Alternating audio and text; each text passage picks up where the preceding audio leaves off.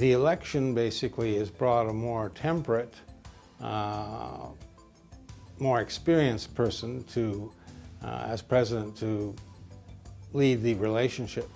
But China's tremendous success is disturbing the Western powers, and to a certain extent they will try to present a united front. Some of the things that they will demand China is already doing, some it will never do, and some will be subject to negotiations. There is a danger that as China's significance economically and geopolitically grows, that what we call the old school of U.S.-China relations, which focuses on how America can remain the dominant economic and geopolitical power, then that leads to a concern that there could be military conflict.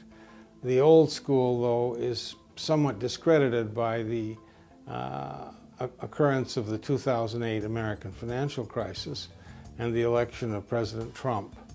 So what we call the new school of U.S.-China relations focuses on how the two largest economies and two military superpowers can align their economic growth and national security to peacefully coexist.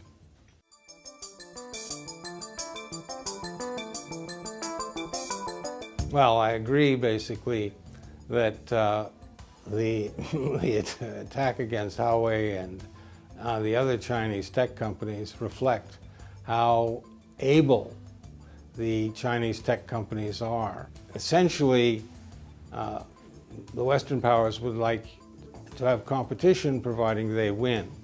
There is a massive transformation going on in China that is not occurring in the Western countries. For example, we don't use cash anymore. We simply use our cell phones. This displaces the entire Western financial system, and they're not going to be able to change as fast as China will. So China is occupying the digital financial space.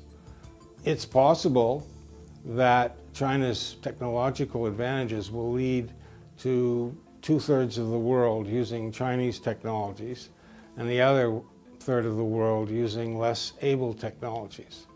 I think things will change so fast that in 5 years you'll be surprised at how successful the Chinese companies have become.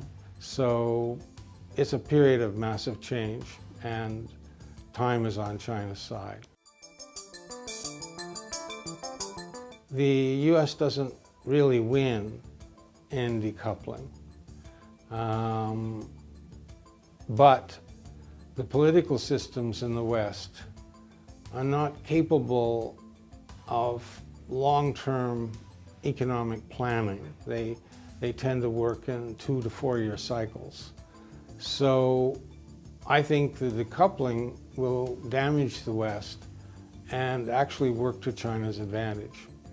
I think it'll take 2 or 3 generations for Americans to get used to China's emergence as the world's largest economy.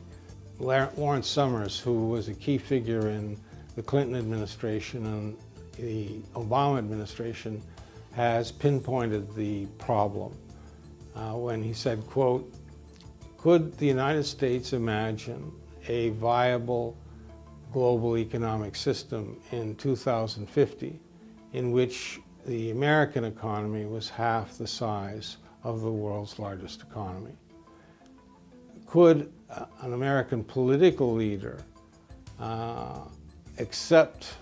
acknowledge this reality sufficiently to be able to discuss what such a world would look like?" So that's the sort of future shock that the American policymakers are dealing with, which will take quite a long time to work its way through the system.